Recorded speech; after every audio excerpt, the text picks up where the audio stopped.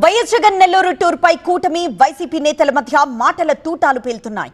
వేల మంది పోలీసులను మోహరించడమే కాదు, రోడ్లను తవ్వేసి జగన్ పర్యటనను అడ్డంకులు సృష్టించారని వైసీపీ నేతలు ఆరోపిస్తే, చంద్రబాబు మంచోడు కాబట్టే జగన్ ఇంకా రోడ్లపై తిరగలుగుతున్నారని కౌంటర్ ఇస్తున్నారు కూటమి లీడర్స్.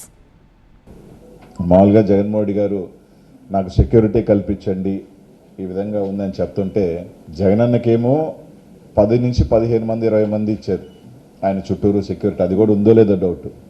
కానీ ప్రజలు రాకూడదని మాత్రం దాదాపు ఒక 2000 మందిని తీసుకొచ్చి పెట్టడం జరిగింది.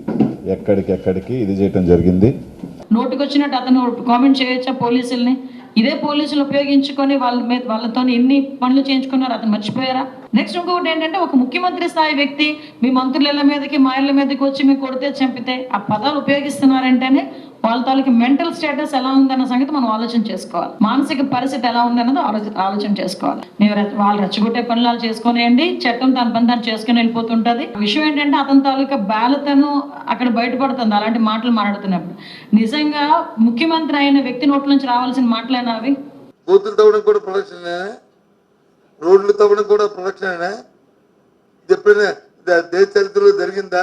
కేవలం చూస్తే స్వాతంత్ర ఉద్యమంలో ఏ విధంగా అయితే ఆ రోజు బ్రిటిష్ వాళ్ళు ఆలోచన చేశారో ఆ రకంగా తయారయ్యారు. అప్పుడే ఇంకా కొద్దిగా న్యాయం కనిపించింది. ఆ టీవీలో అటు చూస్తే మనం అప్పుడు లేము, కానీ స్టోరీకి చూసి కానీ రిజల్ట్స్ చూస్తే ఇప్పుడు అంతకనే ఘోరంగా ఉంది. చంద్రబాబు నాయుడు గారు ఇంకా ప్రమాణ స్వీకారం చేయకముందే మనం కక్ష సాధింపు చర్యలు వద్దు, ఈరోజు మీరు రోడ్లలో తిరుగుతున్నారంటే చంద్రబాబు నాయుడు గారు ఇచ్చిన పిలుపు మేరకే. ఎక్కడ అసలు ఏంటి వీళ్ళు? ఏదన్నా ఒక కన్స్ట్రక్టివ్ ప్రెస్ మీట్ ఉందా?